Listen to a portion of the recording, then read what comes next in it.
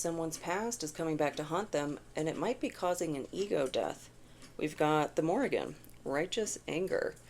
And she had come up in that last reading when we were talking about, it was a take two on plotting and scheming, but there's been this long standing storyline that's been going on since the Watcher reading. And I wanted to see what is the act of God that is going to move this forward. And I got ghosts and growth. So that's where I'm getting, like skeletons in the closet might be coming out. But an ego death, that's a real crisis, both mental and spiritual. And there might be some unpleasant things coming up from the past. I don't know if this is something you're directly involved in or just tangential to. But an ego death, like ego means I, like the letter I in Latin. So an ego death is a death of self. That's why it's such a big deal. But big events like this do further healing. So when they come up, as unpleasant as they are, leaning into them can often help. So we'll start getting some cards and we'll see, what is this ghosts and growth about? And I couldn't help but notice both of those start with a G, and that's seventh letter. So Chariot, the Chariot card would be the cipher there. Movement and misfortune, it seems. Wheel of Fortune in reverse and Knight of Wands in reverse. Oh. Kind of getting impulsive action coming back to haunt. Like the consequences of that. It's almost like a delayed response.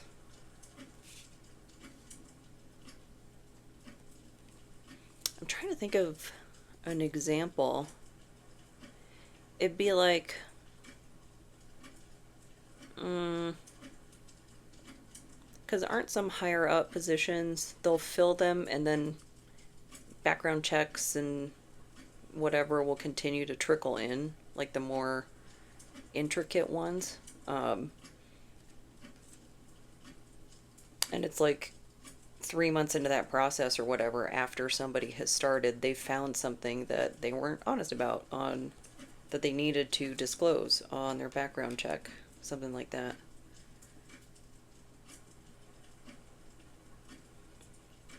But it could be you finding something out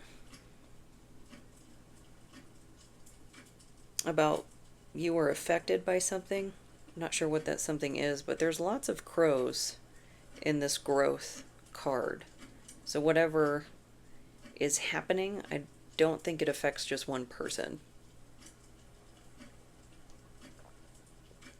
And righteous anger. Got something to be mad about. What's that something? Something to be mad about, and rightfully so. Another place I was getting ego from was the dice roll. I got Uranus, Leo, and the 12th house. So 12th house is like illusions, Neptune, stuff like that. Leo's ego. And Uranus, revolutionary energy, but also Aphrodite's father. And her birth was graphic, to say the least. But something beautiful, born of something bloody, and just as a metaphor. But we have a war goddess here, so, you know, it would be something born of conflict. I don't want to use, like, blessing in disguise. It's like blessing in spite of circumstance. something like that. But what is the circumstance? What do we have to be angry about? Here we go. Oh, this card always creeps me out. 6 of Cups. The soulmate card. Nostalgia. But it always gives me those horror movie vibes. When, was it Black Swan? When the reflection looked up first. But I think that mirrors were significant to, like, her disconnect with reality. So it'd be like mental and spiritual psychosis.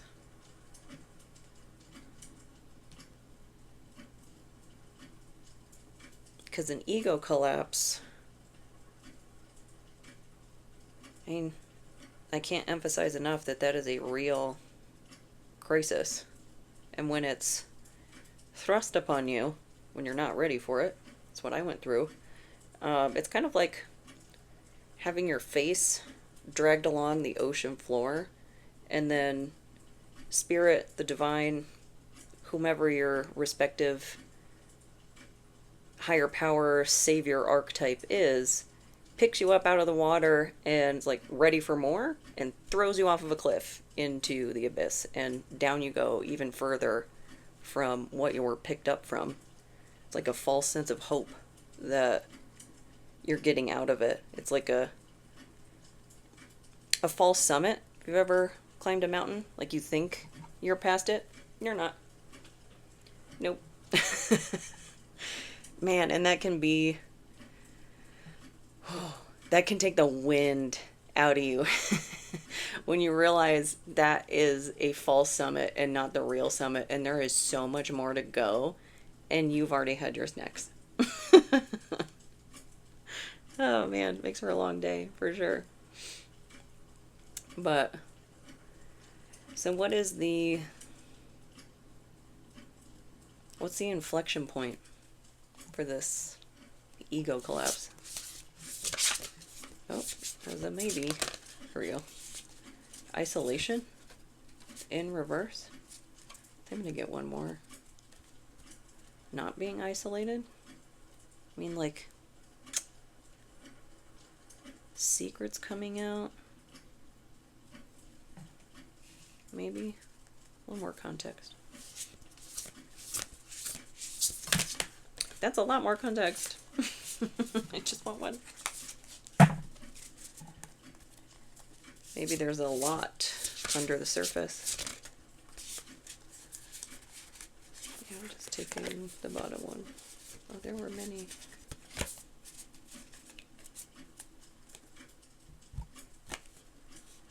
Preparation. Also in reverse. So not prepared for something to come out. Maybe something about the authentic self has reached the ego, has like breached that barrier, not ready for it. Because a big feature of my experience with the ego death, and really I think a effective way of describing it, 'cause talk about individuation as well, but it's this Qlippothic initiation. It's like the tree of death initiation, the other side of the coin of like the Kabbalistic tree of life. Very particular progression that, I don't know. The authentic self for me was under so many layers of trauma that it was almost like that underworld path was the only one for me. It's like I wasn't going to make it in the overworld. I had to take a different route in order to address things I needed to address, things that I suddenly had a bunch of access to, old memories that I hadn't thought about in a really, really long time, and it all happened all at once. It was way too much information. It's like the door to the unconscious opened too wide. And I've never acted that way before in my entire life. It's not a pretty chapter in my backstory. And I don't know if I would have recovered the authentic self without it. I have a lot of complicated feelings about it. So what was not ready to be seen? Because I don't think this is your ego death. It could be. And of course, struggling with anything of this nature, please talk to a professional. I'm definitely very pro therapy myself, exploring those different areas of the psyche. And then they can always make recommendations if there's further assistance needed. But it's like having an innate understanding of the mind and different areas of the mind.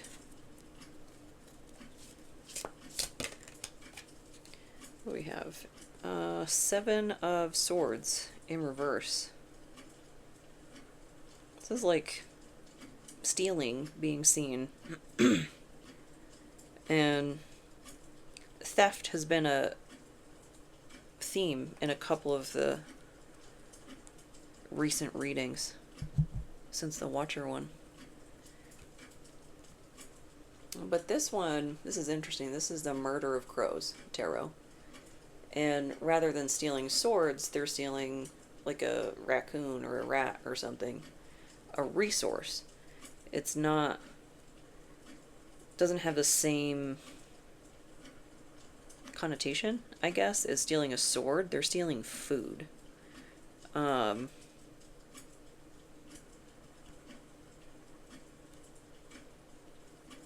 need a little more context on that. So I'm one of those people that actions, not all, many actions are not good or bad in and of itself. It's how they're utilized. It's how they're applied.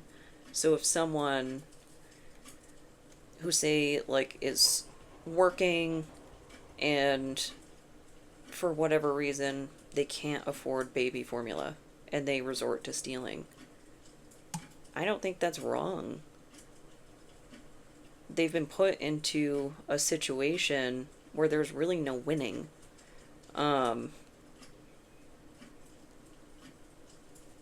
It's more, there's greater systemic factors at hand that are contributing to why someone who's working would ever be able to not afford baby formula. And of course, there could be things like mishandling money, addiction, what have you. But I'm talking about somebody who's doing all the right things and just ends are not meeting. And that's true for so many people. Not necessarily the vibe I'm getting here, though. I'm almost getting the vibe that that's like the story to justify stealing something.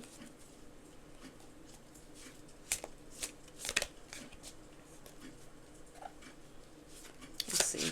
So what about this 7 of Swords? We have...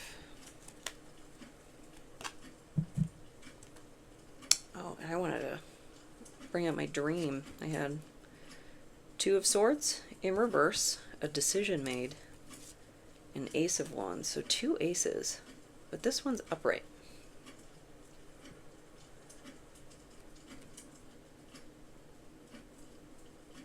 Premeditated. Something was planned.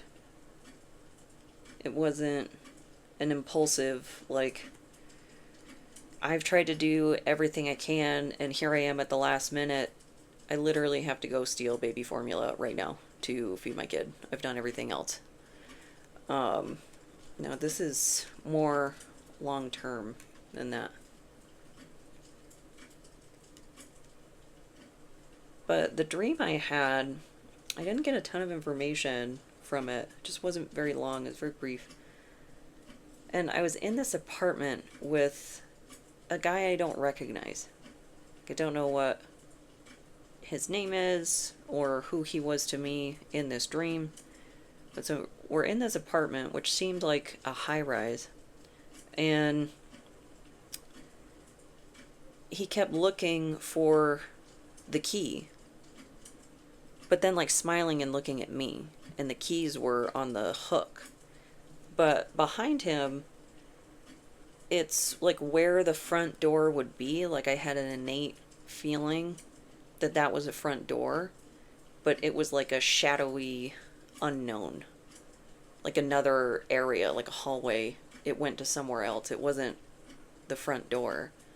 But then the windows outside, it was a bright blue, sunny sky. So I'm getting a very like liminal vibe from that. But the thing that weirded me out was he kept like, I'm looking for the key, and then like silently turning to me and kind of smiling, and it seemed very friendly. And I remember kind of feeling almost flattered but uneasy. And because the keys were on the hook. Like, I'm the key. The key to what? Do I have the key? Is the key... Do I have another key in my pocket? Like, I don't know what's going on. So... almost like a fixation. Because I want to interpret that in the nice, like... we are our own key, you know, we have everything we need inside of us. But that previous example that I'm using, there are material needs. Like, those are very real. And the economic and systemic things that prevent people from accessing those are also very real. But they get left out of so many conversations when we expect people to take personal accountability for systemic issues. And so it kind of felt like in that dream it was like a misappropriation of my role. I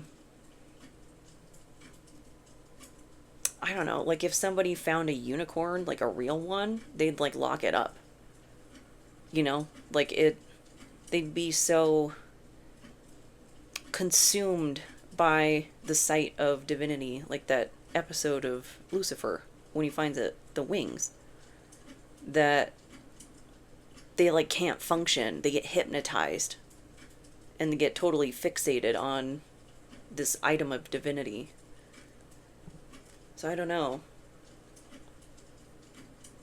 I don't know how that relates, like theft from you. So we talked about creative theft.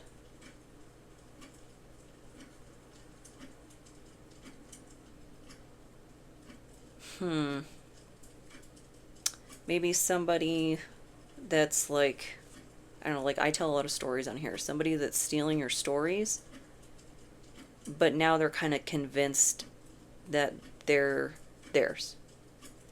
Like there's some sort of false integration in the ego that needs to collapse. I don't know. So what's the connection between the key and the theft? It'd be like a mega fan or something adopting the identity of whatever celebrity that they're fixated on.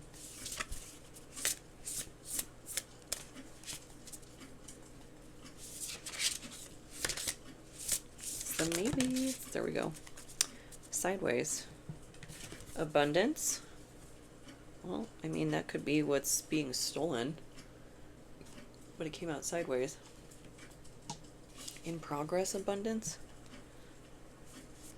You're the key to abundance? Or that's the thought?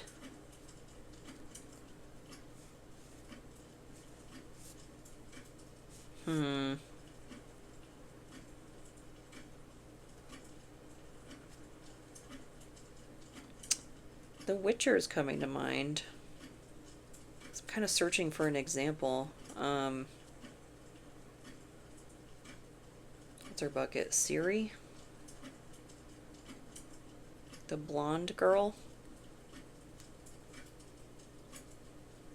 she's like a key as the clock chimes. But it's like almost assigning you something, a value like that. Like she's, well, I think she's the destroyer. I mean, I'm rewatching like season 2 right now. But it's like some sort of like role assignment that's been given to you, the key. I don't know. What else about this abundance?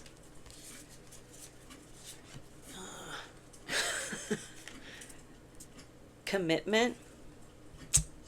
Man. This is kind of giving me like the twin flame. That language that a lot of people use around that is very predatory. There's a lot of breeding ground for limerence, and I've seen some schools of thought, if you will, that like this whole runner idea, like resisting the twin flame journey is like an indicator that they're your twin flame. That's limerence. That's no land. That's, we're losing, our feet are off the ground. We're losing touch with reality. Even if that truly is an idea, a philosophy that you, someone, subscribes to, they're allowed to say no. They have free will. You must have full consent from that person.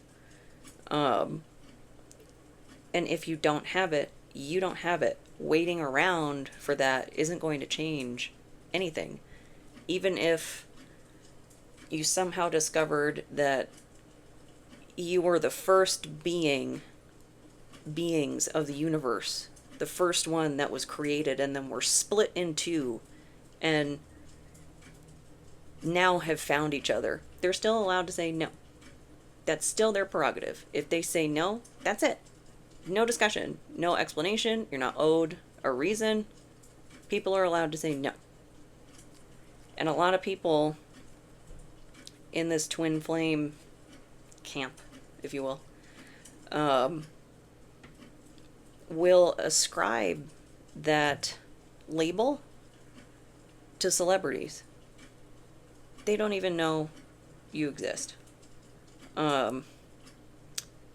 I think that's that parasocial relationship, whatnot. That's another, like, a disconnection with reality. And all the more reason to go talk to a therapist. That's a judgment-free space to talk about maybe where that limerence is coming from. Because there's a lot of roots of limerence in childhood trauma. And what's that YouTube channel? Crappy Childhood Fairy? I think, something like that. I might be like mixing that up. But she talks about difficult childhoods, childhood trauma, and specifically the topic of limerence a lot. And I really like the way she talks about it. It's really interesting. But what else about this commitment? Is that, am I onto it? What's going on with this? Because that believing that someone is your twin flame is not an excuse for, like, cyber stalking, anything like that. 8 of Pentacles in reverse. And Knight of Swords. That's like the reckless hero. And a lesson not learned. Does this person have like a pattern of this? Of misappropriating like roles? Misassigning roles to people? Also getting a not mastery of the mental, like not being able to check oneself when, like, oh, hey, maybe I need to, like, bring it back to center. You know, we all have our moments. Um, Especially going through something as difficult as, like, a global pandemic that we all went through together. And then life just kept on rolling, and probably most of us didn't get a break. That was a really difficult time for a lot of people, a very lonely time. And there might be lingering issues. I don't mean that in, like, a judgmental way, just like stuff going on. Um, but just lingering stuff that's kind of gnawing at the psyche. And trauma has a way of, like, a delay. It's different between PTSD and complex PTSD, the timelines and stuff. But trauma is trauma. It crops up when it crops up. You need help when you need help. Um, just because whatever you're dealing with didn't happen yesterday doesn't mean it's not affecting you today as if it did happen yesterday. That's the whole deal with PTSD and all things in that zip code. Is it's coming up again because it needs to be heard for some reason, for healing, for growth. That's that shadow work that is just no fun. It's not an Instagram post. It's a brutal, brutal journey, and support is really beneficial as you go through that.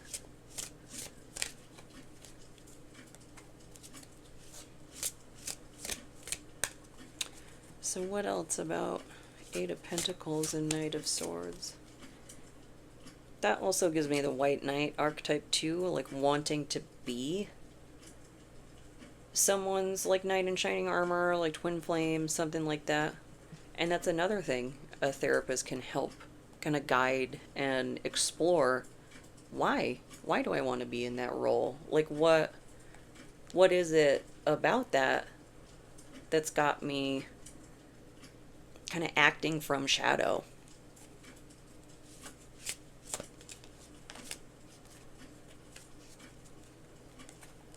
And they're really good about shepherding you through the labyrinth of the mind.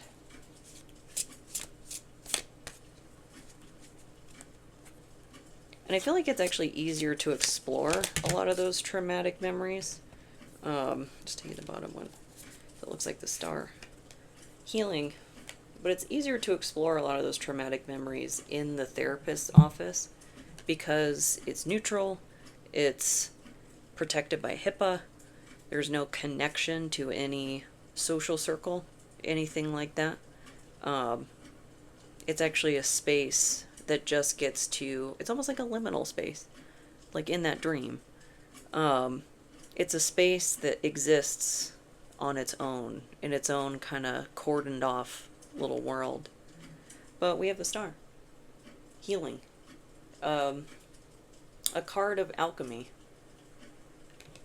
Processing emotions and actually going through that psychological alchemy. That's the 4 stages, kind of the predecessor to the idea of individuation. The blackening, whitening, yellowing, reddening.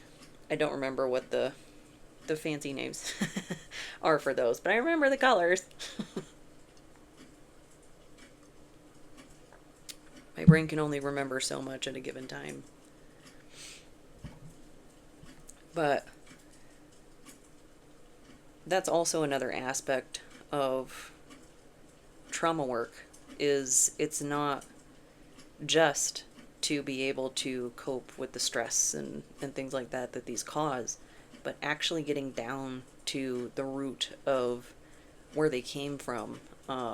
Things like EMDR, or even just finding a therapist that does EMDR that has that trauma training. Because if you're like me and you deal with migraines and like light sensitivity and things like that, I actually can't, like, I couldn't do the bar. I had a big aversion to that because my eyes are so sensitive. But just having someone to talk to that understands those mechanics of approaching these memories in a non-threatening way in a space, and creating a space to where I could talk about things, topics that I wasn't even able to get near before, that's really what matters. It's not about following instructions perfectly. It's about finding what works for you. So what will turn this from turmoil to healing? Because I'm getting the sense too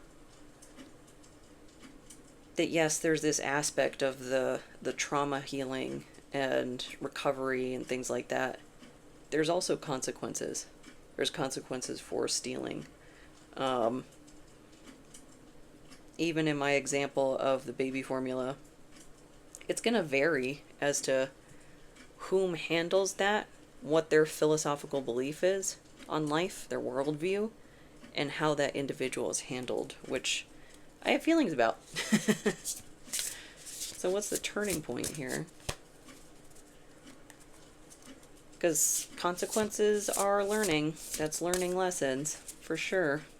That's leaning into the lesson.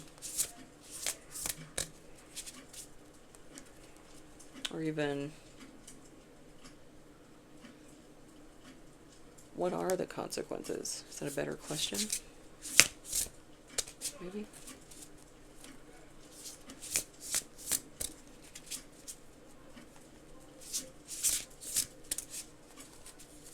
Is that not it? Nope. That doesn't feel like the right question.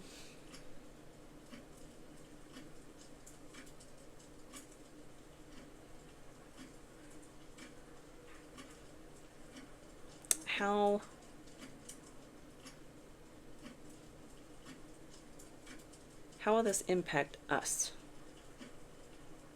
the recipients of the trauma responses?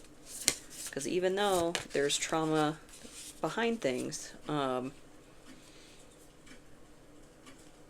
it still needs to be addressed. And I mean, actions were taken. In this case, sounds like stealing. There's going to be consequences for that. But this came out much faster. Self-interest. That's how it impacts us? Maybe turning more inward, taking care of our own stuff. Oh, and there's another. Stealing resources. Well, mouse. So what about self-interest? Or is this the... Because this was the story. So maybe this is what's being seen, that the person going through an ego death, whomever that is, was acting in self-interest, not in self-preservation. Slightly different. I would even go so far as saying selfish, the way this is coming across.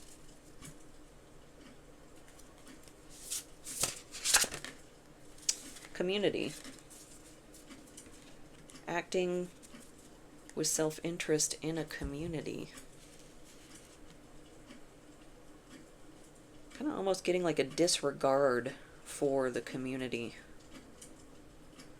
It's like whatever it takes to win.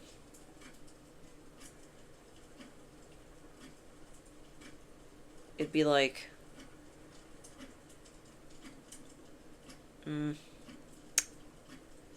getting caught for stealing baby formula, but they didn't find the whatever, something expensive from the pharmacy in the bottom of the bag. And they didn't offer that information either, that was also in there, you know?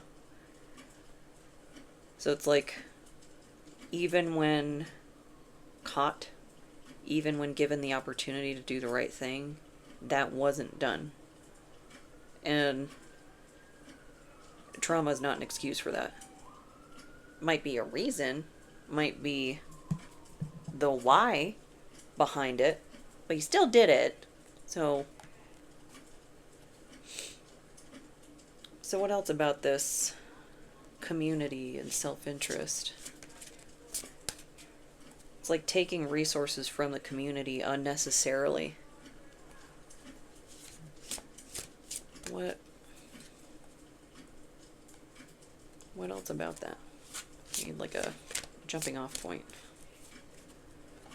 Taking resources unnecessarily from the community. What about it?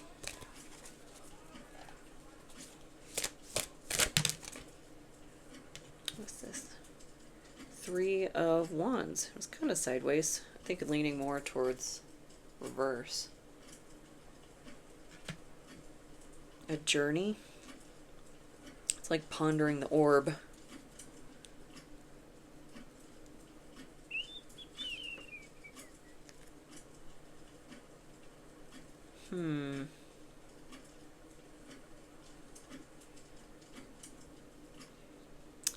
I'm almost getting like a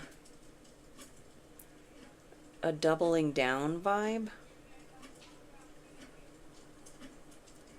Like getting caught for stealing something unnecessarily and then like putting on the waterworks like crocodile tears. And like using addiction or something as an excuse. And like getting resources for like a recovery program or something, or donations or something. Or like I stole because they stole from me or something when they never did, wherever they are. It was some doubling down rather than taking accountability. Which could have all sorts of reasons for why somebody would act that way. The consequences come from acting that way. From taking action that was a detriment towards somebody else.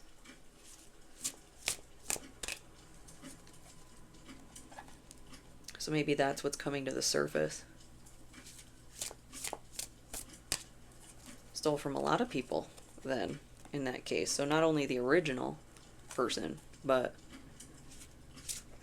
the community.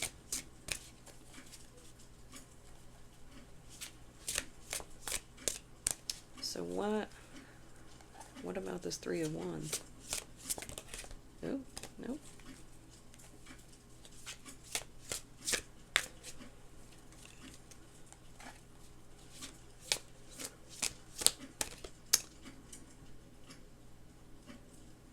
I feel like I need to be more specific.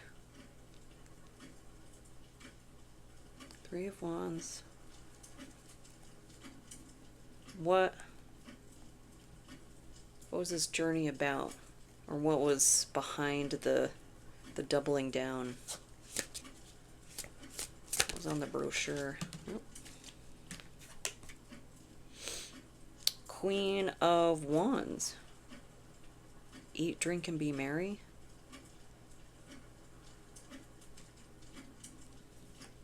And that mask really gives me like Court of Owls vibes. Like the Batman. I think that's what Gotham, the show Gotham, was kind of leaning into. It was Court of Owls. But the comic's pretty dark. I like it. Batman confronting his own shadow.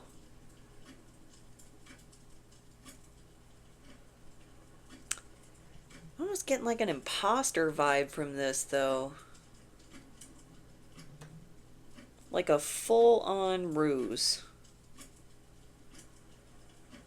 Like stole from somebody, doubled down on that they needed treatment, and then this person, this Queen of Wands, pretended to be some form of treatment or something. That'd be like going to a spiritual guru as opposed to a therapist. And of course, everybody has their own approach to things. But I'm talking about more like a charlatan, something like that. And I wonder, maybe nobody around this person spoke spiritual, so they didn't know the warning signs to know that that was a charlatan? Something like that. Or they're really well spoken, passionate.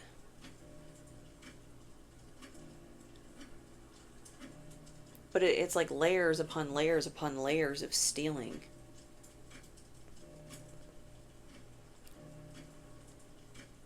But then this is all being found out, the ghost and the growth, for healing. Because people are going to be owed what was taken. You can't pay for trust. That's going to be done. But even as deep as this whole goes, taking accountability now is better than never. It just gets worse the longer it goes on.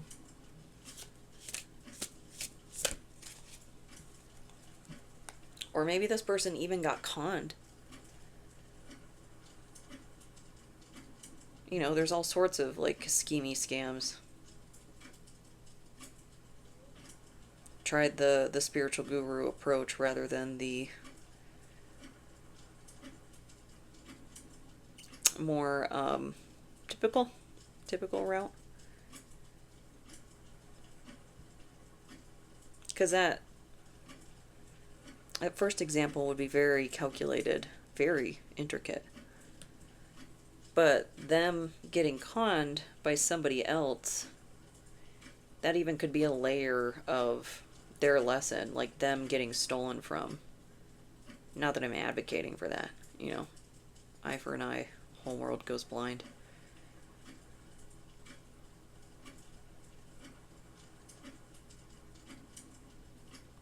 But maybe that is what brings things to the surface. When they were supposed to go on a journey somewhere, to some retreat or something, but they made their payment and then this person stops responding. Something like that. And now they don't have results to show the community that gave them money.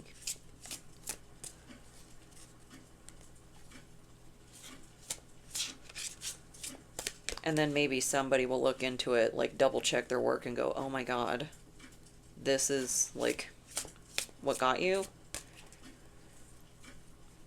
And I would say it's never a bad day to be kind. You know, people going through stuff. We don't always make good choices. And sometimes those choices are expensive. It happens. Ooh. How many is that? That's too many. I'll just take the bottom one.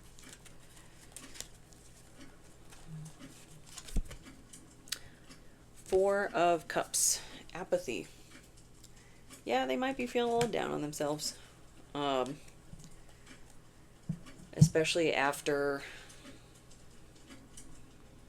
getting the wool pulled over their eyes. And it just, I don't know. Everybody has to make their own choices or whatnot. I would save the I told you so's for your own time. That would just be my recommendation, because I wouldn't want to deny anybody the opportunity to experience their own emotions around being screwed over, being stolen from, whatnot. And it's just about moving forward, I guess. It's not about, I'm also not one of those people that's going to say, like, you must forgive in order to heal. It's about detachment. It's about freeing yourself from that situation, because the I told you so's can start the rumination cycle of all the things you were right about. But just having that in your own space, in your own way to process, if you're journaling, whatnot, then you can get into the less pleasant emotions, because I'm sure there will be some, and you have your own space to hold that for you and not for them. They made their choices. Whether or not you stay in contact with somebody, that's completely up to you and the situation. If you need to hold that boundary and take space for your own healing, that's more than okay. And you don't owe anybody an explanation. Like, they were there when they did what they did, when they made their choices. Tough reads lately. A lot of heavy energy. We've got that blue moon in Sag coming up, so something of beliefs coming to the surface, being illuminated. That could be a revealing of someone's nature, of some motivation, some action, something like that. There's travel and education too. Grounding as always. Helping keep the circuit board cool as you find out difficult information. And maybe watching a funny movie. Thor Ragnarok. This is one of my favorites of the Marvel catalog. Very funny, really entertaining. It definitely did have, like, the heartfelt, like, heart-tugging moments, but great soundtrack too. They have such a good chemistry, those two. I wonder if it's like that in real life, like if they actually like each other. So whatever gives you reprieve from a difficult situation, it's totally okay to put your phone on Do Not Disturb and just, even if you have to put on a funny movie so you can just cry, it's kind of a strange juxtaposition, but it can help it, at least I found, especially when there's a lot in there, it can help you kind of manage it. Because I know myself, if things get a little too out of control, it can turn into a panic attack.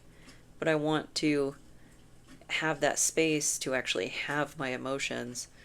And sometimes I need that counterbalance to actually let the walls down and not completely, like, be on guard. But overall, I hope this helps.